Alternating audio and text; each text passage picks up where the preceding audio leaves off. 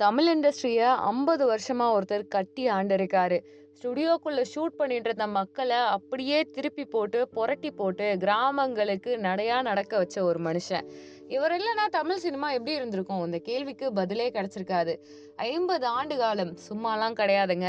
தன்னுடைய தலைமுறையவே அப்படியே இண்டஸ்ட்ரிக்குள்ள கொண்டு வந்து தன் திறமைய வெளிப்படுத்தி, ஒரு இசையமைப்பாளர், ஒரு அழகான கவிஞர், ஒரு திறமையான கூட்டம், நிறைய இயக்குனர்கள், நிறைய நடிகர்கள், நடிகைகள்னு எல்லாத்தையும் அறிமுகப்படுத்திட்டு, இப்ப எங்க போனாருன்னு கேட்டா, அப்படியே இயற்கைக்கு இயக்க சொல்லிக் கொடுக்க போயிட்டாரு போல. ஏன்னா, இயக்குனர் இமயம் அவர்கள் அந்த அளவுக்கு தமிழ், தெலுங்கு, ஹிந்தின்னு எல்லா லாங்குவேஜ்லயும் பன்மொழி திறமை கொண்டு அவ்ளோ டைரக்ஷன் பண்ணியிருக்காரு.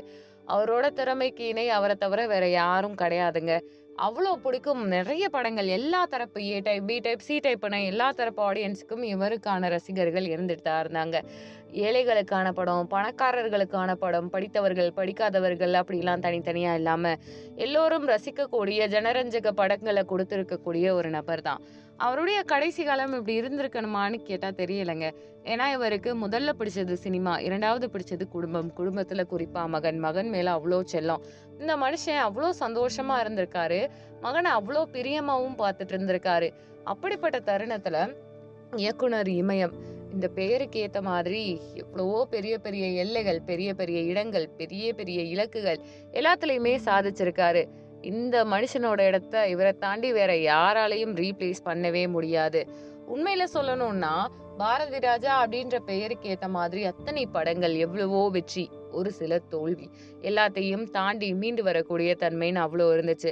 சினிமால தன்னோட மகன ஒரு பெரிய இலக்கா, ஒரு பெரிய கையா மாத்தணும்னு முயற்சி பண்ணாரு. நிறைய படங்கள் அவர வச்சு எடுத்தாரு. ஆனா எந்த படமும் சரியா ஓடல. அதுக்கப்புறம் அவருடைய மகன் தனியா இயக்குறதுக்கு முயற்சி பண்ணாரு. இயக்கம் அதுக்கடுத்து அடுத்தடுத்து வாய்ப்புகள் சினிமால வந்துட்டு தான் இருந்துச்சு. இவர் நடிக்க ஆரம்பிச்சுட்டாரு. எல்லாம் சூப்பரா தான் போச்சு. இளைஞருக்கு இயக்குறதுக்கு மட்டும் இல்ல, நடிக்கிறதுக்கும் வயதாகலன்னு சொல்லிட்டு எல்லாரும் கொஞ்சி கொண்டாடிட்டு இருந்தாங்க அந்த மனுஷன. திடீர்னு பார்த்தா அவருடைய பையன் மனோஜ் இறந்து போக, அப்படியே நொடிச்சு போயிடுறாரு. உடைஞ்சு ஒண்ணுமில்லாம போயிடுறாரு. வயதானத தாண்டி அவர் மகனுடைய இறப்பு அவர் உடலுக்கு, மனதுக்கு வயதாக வைக்கிது. கொஞ்சம் கொஞ்சமா உடம்பு வீக் ஆகுது. மருத்துவ சிகிச்சை எடுத்துக்கிட்டே வந்துட்டு இருக்காரு. திடீர்னு பார்த்தா, அதிகாலையில இன்னைக்கு சிகிச்சை அளிச்சிட்டு இருக்கும்போதே இறந்து போயிடுறாரு.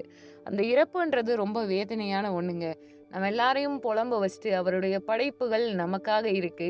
ஆனா அவர் நம்ம கூட இல்ல. இதுதான் வேதனையா இருக்க போது. காலாகாலமானாலும் 16 வயதினிலே கிழக்கு சீமையிலே மண் வாசனை, புதிய வார்ப்புகள், ஒரு கைதியின் டைரி இப்படி ஒவ்வொரு படமும் அவருடைய பேர கண்டிப்பா உரைக்கும். நீங்க இத பத்தி என்ன நினைக்கிறீங்கன்றத கமெண்ட் பண்ணுங்க. நம்ம சேனல லைக் பண்ணுங்க, ஷேர் பண்ணுங்க, சப்ஸ்கிரைப் பண்ணுங்க.